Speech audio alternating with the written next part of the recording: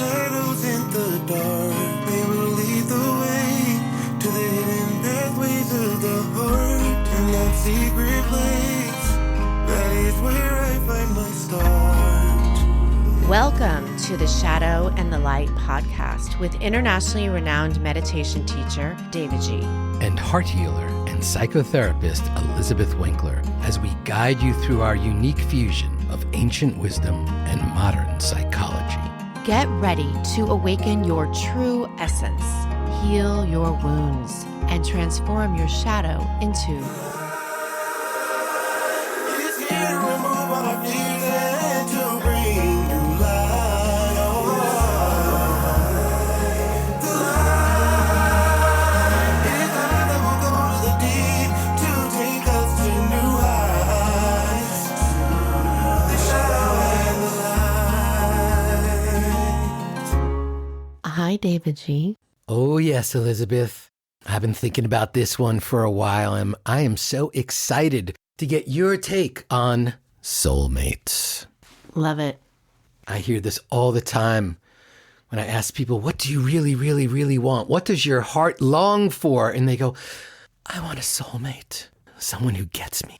I want to meet my soulmate. I want to marry my soulmate. These are usually people on the spiritual path as well. Someone who gets me, someone who understands me, someone who's there's resonance and there's chemistry and there's spirituality and like all those things. And it's a connection that defies logic. And many of these people have been searching for so long because they have their checklist when they meet someone. So do you meditate? That's number one. Number two, have you read anything by Wayne Dyer? Are you familiar with Reverend Beckwith? Are you familiar with Eckhart Tolle? What's your dosha in Ayurveda? Like all these questions. And will you love me unconditionally as we move through space and time? Will you watch the sunset with me? And will you meditate with me every day? And maybe we can do responsive reading from the Bhagavad Gita.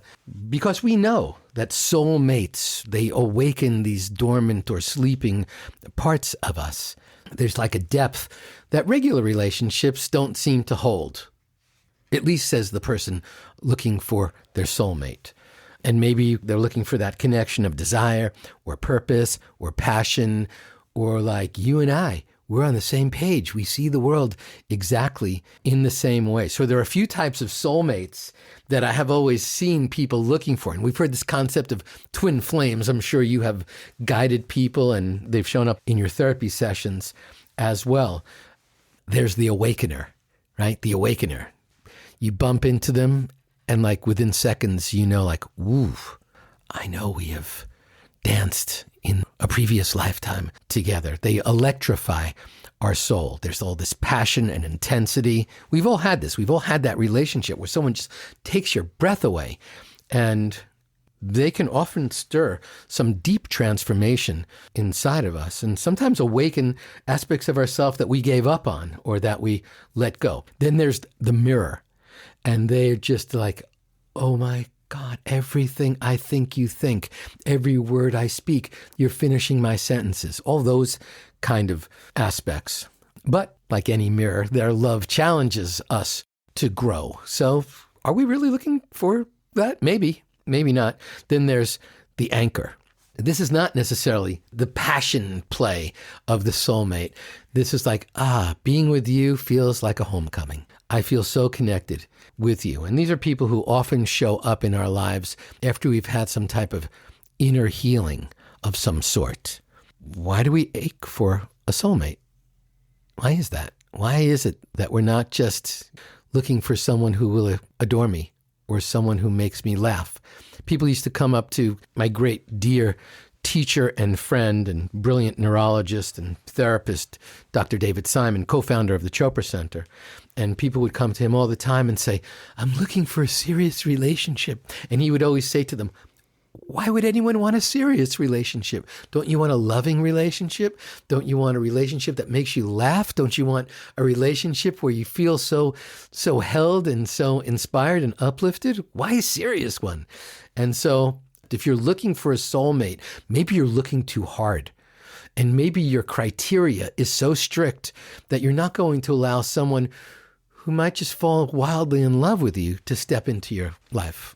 So, Elizabeth, as you journey through all of your sessions, and obviously not revealing some of the details, or certainly not the names of the people who've come to you, and you've been able to transmute their pain and help them heal and elevate their lives, how big a part does the whole soulmate conversation play in that world? So I think we're always meeting soulmates. That's my perspective. I think everyone in your life, in a sense, but I'm looking at it in a different way, maybe, that everyone is walking you home to yourself. And so these other ones that you're talking about, I mean, the twin flame thing is a really interesting one that I've seen those as people that come into your lives that awaken something. They come in, it's like fast and furious and then gone. Furious. Yeah, and then gone. And it feels like, oh my God, this person is finishing my sentence and like we thinking all these things. So it feels like you're supposed to be together, but then they come in and then they leave. How much of that is transference, do you think? I've actually had a personal experience of it. So I don't know. It was wild, but I learned so much from that. But I've seen a lot of people go through it. Does it end in heartbreak often? Yes, but I think that the heartbreak is a big part of that transformation, maybe the purpose of that. Everything can be purposeful if you allow it to be. We had an episode on soul contracts. You could go back to that. Right. It's all those soul contracts. Definitely check out our episode on soul contracts. We have just had such an amazing outpouring. So many people are reaching out to us. They want more of that soul contract combo, which is why I wanted to spring the soulmate combo on Elizabeth this time. I love your bringing up like the criteria, the list of what this person is supposed to have. I certainly see that all the time. And I don't know that it ever really falls into those things. So your soulmate doesn't necessarily come in the package that you think they will, right? So be open. I see a lot of people limiting themselves in that way. I work with manifestation a lot. You and I did a manifesting course. People are often manifesting relationships. That's a huge thing. I would focus more on energy. Like I want to have a loving relationship. I want to laugh. I want depth. I want connection. Why do people want soulmates? Because we are creatures of connection. That's why. There is this concept of the limitation, definitely a poverty consciousness or a lack consciousness where someone says, I know there's only one person out there for me, and through divine timing, we will meet. And they have tunnel vision so clearly on this thing that there are people who are magnificent sitting next to them in the movie theater, and they'll never, ever acknowledge it because they're looking out there so far for the one person on the planet. And they also feel, well, if it's hard, it must be meant to be. If it's so hard to find the needle in the haystack, then it'll be when I do ultimately meet that person who sparks my heart and I spark theirs and it's magic, it's kismet, then that'll be it. It's also a limitation on that in order for love to be sacred, it has to be eternal or forever. Oh, yes. I love this. This is a good thing to bring in. Elaborate, go deep. Well, because some people come into your lives just for a short period of time. I've certainly had relationships that were not that long-lived, but they were so meaningful. As I said, you can get purpose out of anything if you allow yourself. What many of us tend to do, or our mind tends to do, is if something ends, then it's bad and we have to blame and we have to shame that they did this to us, that they left, or da-da-da-da-da. And that might be a part of your process, but let's not let that be the end of your process. If you just end it as, they left me, or it's it, and they're a terrible person, you're not going to reap the benefits. What did you learn from this? What did you learn about yourself? What did you learn that you desire? What did you learn that you don't desire? Everything is evolving us as human beings. Also, a huge component to this is what we were conditioned to believe we wanted in a relationship, or what we are conditioned that we think we have to have, or the person needs to be like this or has to be the same as me in this vein. That's so much conditioning. And if you can just loosen your grip and be open to maybe, maybe not. That is one of my mantras, okay? Maybe, maybe not. I see a lot of relationships. I have clients who are really clean and their partner's not clean, not, tidy. That's really hard for them. I mean, that's just like a small example, but it can become a big thing for people, right? Or you were talking about they need to believe in the same spiritual practices that I believe in. As a hoarder, I understand that exact. Oh, okay. And I understand how not everybody is on board with my hoarding. What just happened between us just a couple of minutes ago? Oh, we were looking at pictures. Oh, right. We were looking at pictures and I said, which ones do you want me to delete? And he said, no, keep them all. Of course. Of course. We can't delete. In like looking at one and he's like, I don't like that one. I'm like, okay, I'll delete it. No, don't delete it. Don't delete it. I want to keep it. We still have some work to do here. Oh, you think so? I just wanted to pull up. I have 85,528 photos on my phone. I might have, I have a lot too. I hoard photos, that's for sure. I have 77,000. Okay. You're beating me. Here's another limitation that I think that people you were talking about hoarding. seeking. We should go back to that. Okay, so let's make this personal because it always helps. How do you Thank you, Elizabeth. Well, you brought up the hoarding thing. Are you willing to talk about that in your relationships? Yeah. Okay, so with your hoarding that you're open with. Oh, put on your seatbelts, everyone. Elizabeth's going deep with another therapy session with me, perhaps. We'll see. Maybe not. So how has that impacted or, expanded your relationships? Expanded or contracted your relationships or your ability to be, I don't know, you tell me. You brought it up. Well, I think my hoarding has a lot of its foundational elements in collecting things from the past. I don't have a lot of memories about my past. And so I hoard for that. It's very Taurus. Is it? Very Taurus. Huh. I think one of the deep, deep limitations of the quest for the soulmate is there's something about this, and maybe I extrapolate this in other ways, looking for someone else to heal your wounds. And I think a lot of times the quest for the soulmate is if I can get that perfect companion, that perfect person, the person who completes me, all my wounds will be healed because they'll get me and they will hold me and they'll agree with me on all my grievances. Right. Let me find another person who feels about this other person from my past just like I do. And they're looking to create some kind of internal heart consensus. Mm-hmm. Now, I would say, as you were saying, it's awakening. Soulmate doesn't complete you. They awaken you. Right. They awaken you to aspects of yourself that you haven't seen or understood or hid from. And it's a way to expand. But I do think that it can be challenging. You want to connect on certain things. The thing that I see for relationships that bring the most strength in relationships are communication. Oh, it makes me think of another story, actually. A client shared. This may not be like your romantic soulmate, but let me just pull it up because I actually had my client email me about this. 1 second. She was talking in a group. We were in a group. We were talking about communication and how key it is to our relationships and how we can move beyond when we have a challenge, like you're saying, like the person doesn't agree with you. But when you have that strength of communication, you can build bridges rather than burn them. So she was talking about something she witnessed in a grocery store between two people working there. Here it is. So how we have teachers and messengers are everywhere. They are like these little gurus, she was saying. So my client was saying, I was leaving the grocery store the other day and happened to overhear a beautiful and profound moment between coworkers. I saw one worker attending to the plant shelf and another worker coming inside from being outside. He approached the man at the plant shelf and said, "Hey, what you said earlier hurt my feelings. I want to understand what you were saying. Can you say it to me in a different way?" The other man stood up, looked at him, and said very kindly and calmly, "Yes, what I was saying was," and she moved on, but she did not listen to the rest of the story or the conversation, but she was so taken, and as all of us were. How often do you witness that between two people that are able to just, you hurt my feelings, the vulnerability.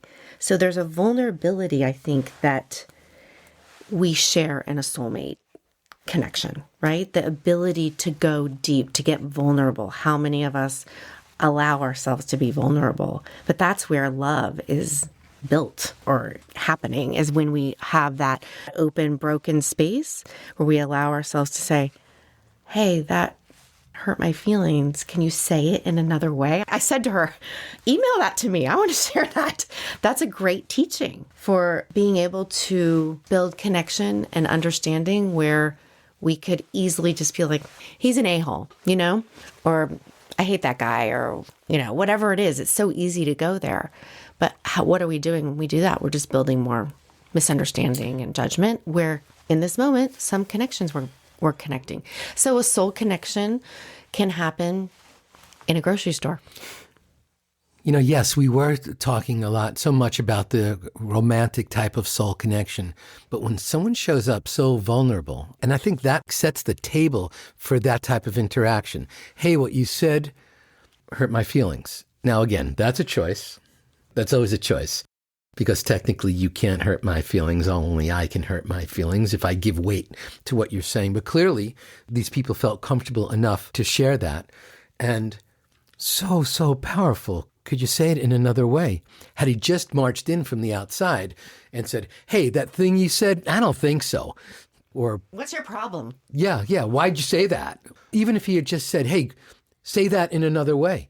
But once he suddenly took off you can't see me right now, but I'm like opening my heart and extending my arms to the side, being so totally vulnerable. There's actually a mudra where you may have seen this in Thailand, Cambodia, Vietnam. A lot of these ancient deities and ancient sculptures sometimes have their hands up to the side with their chest sticking forward with their palms open. And this is called hold harmless mudra, because clearly you're saying, I don't have any weapons in my hands and my heart is fully exposed in case you want to put a weapon into my heart. And so when someone says, hey, that hurt my feelings, in that moment, they're so vulnerable that should lubricate the interaction to allow the other person to even feel a little more comfortable than sharing something else. They could reply, I don't remember what you were talking about. You were acting like a jerk, and so I said this, whatever. But suddenly, it's like a pattern interrupt. It's like introducing a break in the action. Yeah, because also I think that it had happened, and then he went outside and came back in and was able to say something. Right. And I call these repairs. It's never too late to make a repair. It could have happened earlier today, could have happened last week, could have happened years ago. You can say, you know what, I've been thinking a lot about this thing that we talked about. Or I tell this a lot with parents, because a lot of parents, they do something they regret with their kid, and then they just don't ever deal with it. I'm like, go back to your child and tell them, when I yelled this morning or whatever it was, I don't want to be like that, or whatever it is. Or with our partners, with our friends, coworkers, as in this example. We can make a repair. I love that. It's never too late to make a repair. Yeah. That's just beautiful. That's just that's like I've often said, there's no statute of limitations on setting a boundary, but it's never too late to make a repair. The misunderstanding is people are like, well, it's been too much time. That would be weird if I brought it up. I'm like, everyone wants to be thought of. If you just say, I've been thinking about you, and I was thinking about that conversation that we had, no one's going to think that that's weird. It's nice that you've been thinking about me, Also, another thing that people think is like with children, they'll be like, they're not going to remember or whatever.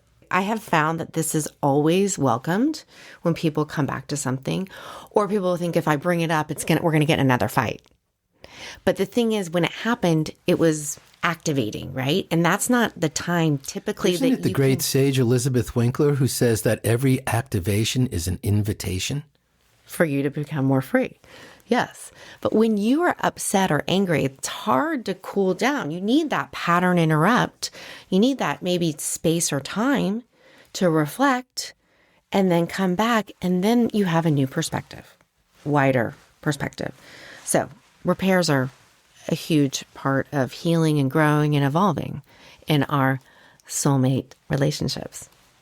Yeah. And, an important component is you may not get the outcome that you want, but at least as you journey towards the repair, then veils of weight and heaviness fall away. Maybe it doesn't get repaired. And here's an important reality. No one remembers the conversation the same way. I'm thinking about other stuff in my head. there's some scientific data that says that people only remember 7% of the actual content of what you've said. Everything else is feelings and emotions. Sort of like, I know how you made me feel, but I don't remember the words. And when you said, you're a jerk, and then the person says, I didn't say you were a jerk. I said, you're irritating me, or something like that. It's almost like there were two people just like guessing at what the conversation was. So I think it's never too late to make a repair, because quite honestly, people know how you made them feel, but they have no, or how they chose to feel from your words and attitude and actions and emotions. But it can't be quantified, because it's not remembered the same way. So even going back to repair is actually a third conversation. It's not revisiting the original one. It's the conversation that was in that person's head or heart, the conversation you were actually having with your words. And now here's another one. So we get to just keep reinventing, rebranding personally and professionally, rehealing the moment. And it's okay for you to come back to a conversation and say, I think you might have heard these words, but can I tell you what I really meant by this? And so when this person came back and asked the person, can you say that in another way? Actually, I don't think you even said that, but that was my recollection. Can you say that in another? What were the words they used? Yeah, they said, could you say that in another way? Okay, it said, hold on, let me find it. Because here I am paying such close attention to you. Hey, he said, hey, what you said earlier hurt my feelings. I want to understand what you were saying. Can you say it to me in a different way? Then the other man stood up, looked at him, and said very kindly and calmly, yes, what I was saying was. This goes back to my teaching, if there's a 6 in front of me, there's a 9 in front of you.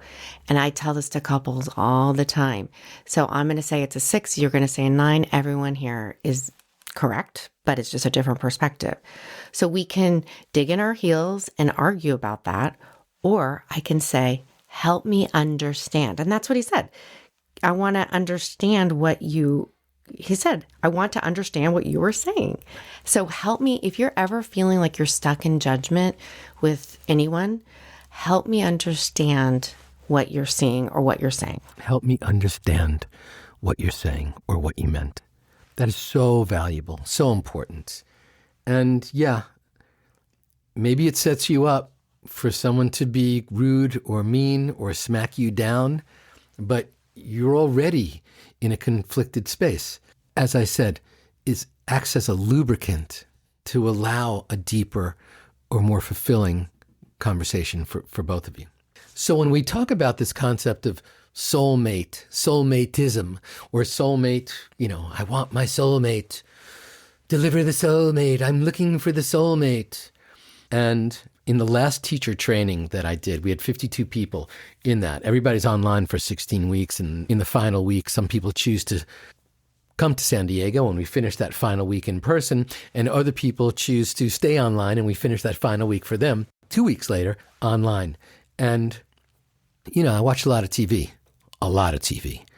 I'm a professional. I'm a streaming professional. I watch at least 3 to 4 hours a day of TV. And so I would be talking about like what I was watching or what I was doing. And I'd say, how many of you are like, watch that show? 52 people. 2 people raised their hands. And then like 10 people said, I don't even have a TV. And then 10 other people said, I don't watch any streaming content ever under any circumstances. And 5 of the people said, I don't even watch the news. And so a lot of times we think like people in like the spiritual world, the spiritual realm, they're only like burning incense and chanting Nam Myoho Renge Kyo or reading the Bhagavad Gita or listening to the whispers of Paramahansa Yogananda or only paying attention to Wayne Dyer or Ram Dass or things along those lines. It's okay to be like fully living in the world and at the same time having a deep spiritual practice, such as meditation, such as all these other behaviors that people are exhibiting in certain ways. So we don't have to put ourselves in these lanes and channels. So I think the concept of soulmate might have come up a long time ago by someone who never watched TV and only listened to these spiritual teachers and only sat there with a crystal in their hand or burning incense or smudging their house or something like that. But I think we're all looking for a soul connection. Everybody's looking for a soul connection. So I invite you to perhaps journal about this. I know this season I've been really recommending to take some time to chronicle your life, to journal, to write a little bit about how you're feeling and what's going on. But I think if we can go through a certain journaling aspect, we can uncover the sacred lover within. And maybe that comes in the form of someone just delivering a cappuccino to you in a restaurant, and suddenly you know it's love at first sight and love forever. Or maybe it's just a server delivering a cappuccino to you. So why don't you ask this question, number one? What are the qualities that I'm looking for in a sacred romantic partner? And when I say romantic, that's up to your interpretation, whatever you think that looks like. Someone who you can hold hands with, someone who you can feel comfortable enough to hug or to be intimate with, either emotionally or physically or spiritually. So what qualities am I truly seeking in this romantic partner? Because I remember there was someone who said to me, they need to be 6'4". They need to have a black mustache. They need to be relatively thin. And I was like, damn, you've just knocked out, definitely knocked me out. And suddenly you just knocked out a whole bunch of people. I don't know, like 6 billion in that process out of the people on the planet. Then ask yourself this deep follow-up question. Where in my life have I already touched those qualities within myself? Because typically we're looking for someone who is going to awaken more of what we already have, or going to bring in deeper awareness on the things that light us up. Another deep question to ask, and I think this is so important, and again, I spend a lot of time writing and journaling, so this is second nature to me, but I have found it so cathartic and healing and expansive, I really want to infuse this practice within you as well. Who has awakened my heart most deeply? And what did that love reveal about me, right? A lot of times we think it's all on the other person, but if I'm revealing something, that bubbles up inside of me that, I must have trusted or allowed that other person to get close enough to get to that space. Or maybe they resonated with that same vibration that I have. Again, the deeper question, and Elizabeth and I think it was in season 1, we talked about worthiness and worthiness to be loved, or are you worthy of love? If I believed I was already lovable, already whole, how would that shift in how I love, and how would that shift in what I'm looking for out there? Because when we're feeling so whole, we can sashay and saunter, and we're not worried, and we're not feeling uncompleted. We're just feeling so whole and complete within ourselves. And I believe that's being alone, which is the big difference between loneliness, which is when you're looking for something, someone to fully complete you, and aloneness, which is really solitude, which is you sashaying. And then it comes down to the law of attraction. So the deeper you are in love with yourself, the more you're going to attract someone special in your life. And if you don't love yourself, you're only going to attract 2 types of people. A fixer, someone who's going to try to make you whole, or a predator, someone who's going to take advantage of the fact that you feel broken. But when you feel whole, you attract the most magnificent beings and energy into your space. Would you agree with that, Elizabeth? I would. And I also just want to speak to the fact that, because I feel like a lot of people might be like, well, I don't feel whole, but they've done a lot of healing work, because we're always growing and becoming and realizing I have more work to do and all that. It's not like I'm whole and I'm done. I'm done with this healing journey. We still have healing that is happening, about like having one foot in that wholeness, and then but also knowing there's more work to be done, right? Right. Really what I mean is I think we 'Cause attract... it can feel Right. We impossible. Right. We to some people. attract what we believe we're worthy of. Right. Being beyond worthiness. Right. So that's money, that's people, that's energy, of all kinds. And thank you for calling me in to be a little more impeccable. This even goes back to Abraham Maslow's hierarchy of needs. Maslow claimed that you can't move to the next level of needs, and those levels are physiological. We talked about this in a couple of episodes, a couple of seasons ago. Physiological, safety and security, love and belongingness, esteem, and then, of course, self-actualization. And Maslow's theory is premised on the fact that you can't move to the next level up until you're at least working on the one beneath that. So if you're looking for love and belongingness, you have to at least be working on feeling safe, safety and security. And so I think it's the same thing with wholeness. The healing journey is a journey, and it ends maybe when you take your last breath. Maybe it doesn't even end there. And so as long as you are in the process of healing, what's healing? It's returning to the memory of your wholeness, which is a journey. So thank you for creating that space for me to be a little more articulate in that, because it's an ongoing healing journey. Yeah, we're never really done, right? But a lot of people can project that into the world and then feel like I'm obviously really broken and all that sort of stuff. The brokenness is part of our humanity. And actually, when we can speak about that, knowing that, that makes us human and real and vulnerable. And in that space where we can speak about it and talk about it, that's where we connect and that's where we heal, right? So when you're challenged by your soulmate, something that we talked about, I think maybe, I'm not sure what season it was, but love languages and how we can feel seen and how we feel loved, and that's a really important thing for people to look at. But I also think being able to have conversations about purpose and values, I mean energetically, like I value peace or I value kindness, these sorts of things, energetics, I think are something that really pull people together in a deep way. So that's just another component that I see in these deep, loving relationships that go beyond,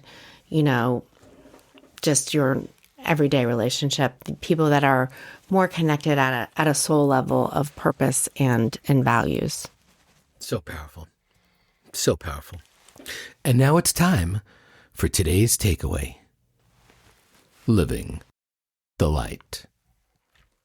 So how do we attract aligned love? That's really what this whole journey was. And I know you've been waiting with bated breath right to this final moment. Number one, we have to embody the love that we desire to receive. When you look in the mirror and you say, "You're beautiful. You're doing a great job. And I love you," to yourself. If you can believe that, if you can truly feel that, then of course you're going to attract others who feel that as well. If you look in the mirror and go like, "You're a loser, you suck at everything, and no one loves you," well, that's not even kind to your pet. So that would just be mean to your lizard or your parrot or your cat or your dog. Number two, I think we have an obligation to begin to get on this healing journey, healing the spaces within us where we believe that we're not worthy. I think we need to swat that negative voice that says, "Oh, you're not worthy of love. Oh, no, you shouldn't receive this. Beyonce's worthy of love, not you." Suddenly we're in that comparative thing. Let's begin that journey of healing those spaces. Wherever you feel less than, breathe into that and know, aham brahmasmi, baby, you are the universe. Number three, when it comes to the soulmate concept, I think we need to release the fantasy. Yes. And trust divine timing. Just like go. That's what Tinder's for. Go there if you're just looking for a hookup. Okay? But if you're really looking for... People meet their soulmates there. I'm sure they do. I'm sure they do. It does happen. Swipe, swipe, swipe. And again, I'll come back to that final statement. You attract what you believe you are worthy of. And I remember I was talking to T. Harv Eker a bunch of years ago, one of the great abundance teachers on the planet and of our time. He was saying, it's like having a financial thermostat. And if you set yours high because you believe it's high, then you will begin to attract and then receive. And if you set it low, of course, your expectations are so low that someone just looking at you and you go, oh, were you looking at me? And they're like, yeah, there's no ketchup on my table. Could you pass me yours? And you think it's, they were looking at me because it was a soul connection. No, they were just looking for the ketchup. So if you can just set your thermostat a little higher than ketchup, then perhaps you'll start to attract all the people in your life who are here to serve you and adore you and make you whole and full and complete.